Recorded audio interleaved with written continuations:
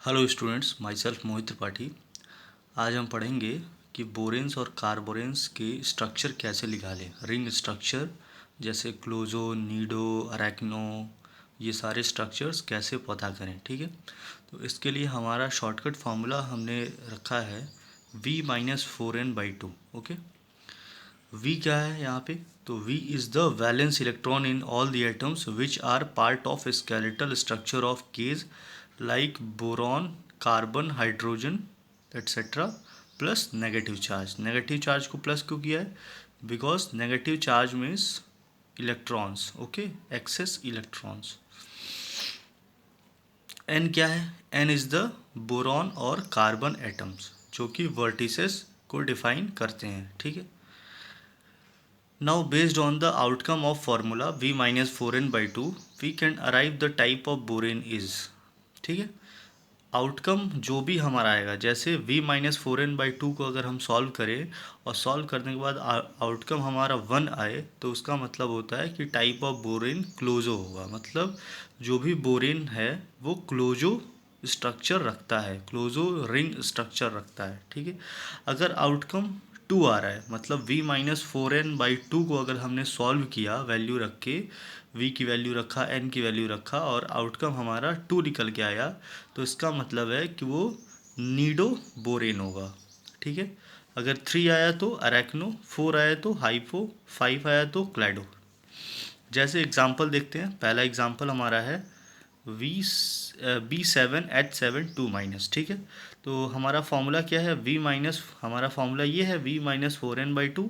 V की value निकालते हैं। V की वैल्यू क्या होती है? Total number of valence electrons. Boron में कितने इलेक्ट्रॉन्स होते हैं? वैलेंस इलेक्ट्रॉन बताओ। बोरेन के पास टोटल इलेक्ट्रॉन्स कितने होते हैं? 7, 3, तो 3 × 7। ओके, प्लस हाइड्रोजन के पास कितने होते हैं? एक ही होता है। ठीक है, कितने हाइड्रोजन है? 7 है, तो 1 × 7। और इस पर नेगेटिव चार्ज कितना है? 2, मतलब एक्सेसिव इलेक्ट्रॉन्स 2 हैं, तो इनको भी ऐड कर दिया, तो टोटल हमारा कितना बना? 30। Okay, number of boron atoms n की वैल्यू कितनी है? 7। ओके, तो फॉर्मूले में रखते हैं V-4n/2, 30 - 4 × 7/2 = 1, जो कि आया क्लोजो। ठीक है, मतलब इसका मतलब क्या निकला कि क्लोजो बोरेन होगा। ठीक है, ओके। हमारा नेक्स्ट एग्जांपल है कार्बोरेन का C2B7H13। ये आपके क्वेश्चन दिया हुआ है C2B7H13। ठीक है, तो इसमें निकालते हैं हम कि ये कौन सा स्ट्रक्चर रखता है। ठीक है, इसका रिंग के स्ट्रक्चर कौन सा होगा? क्लोजो होगा, नीडो होगा, अरैक्नो होगा, क्या होगा? कैसे पता करें? हमारा फॉर्मूला अगेन वही है V-4n/2।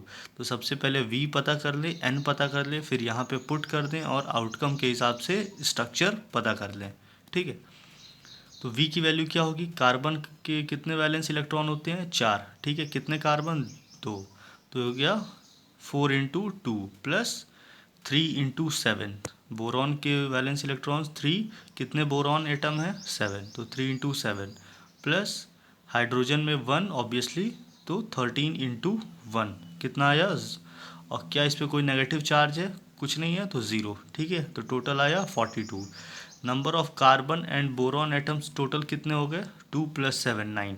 ओके, तो इस फॉर्मूले के हिसाब से आउटकम निकल के आया 3, मीन्स अरैक्नो कार्बोरेन स्ट्रक्चर होगा। ठीक है, इसमें एक इम्पॉर्टेंट बात है, क्या है कि this formula is equally valid for the clusters formed by other main group elements like Pb5 2-। ठीक है, अगर मेन ग्रुप क्या होते हैं आपको पता होगा? S ब्लॉक, P ब्लॉक, ये सब मेन ग्रुप्स होते हैं। ठीक है, खासकर P ब्लॉक को हम लोग मेन ग्रुप बोलते हैं। ठीक है ना, तो कोई भी अगर मेन ग्रुप का क्लस्टर है, ठीक है, जैसे Pb5 2- टाइप का क्लस्टर है, तो इसके लिए भी ये सेम फार्मूला अप्लाई कर सकते हैं। जैसे Pb5 2- पे निकालना है हमको, इसका स्ट्रक्चर क्या होगा? तो यहाँ पे again total number of valence electron निकालेंगे। लेड कार्बन फैमिली में आता है, तो इसके वैलेंस इलेक्ट्रॉन 5 होते हैं। ठीक है, 4 होते हैं, और कितने लेड हैं? 5 हैं, तो 4 × 5 प्लस नेगेटिव चार्ज 2 है, तो टोटल बना 22। और number of atom, lead atoms कितने हैं? 5। ओके, तो फिर से इस अगेन इसी फॉर्मूले में रखा, पुट किया, आउटकम 1 आया, और 1 आउटकम के लिए हमारा स्ट्रक्चर क्या होता है, क्लोजो। ठीक है। तो पीछे जो आउटकम के हिसाब से जो लिखा हुआ लिस्ट हमने दिखाया, जो पीछे लिस्ट दी हुई है, उसको आप याद रखेंगे। ठीक है, कि अगर 1 आया आउटकम तो क्लोजो, 2 आया तो नीडो, ठीक है, 3 आया तो अरेक्नो, 4 आया तो हाइपो, इस तरीके से। Okay, thank you.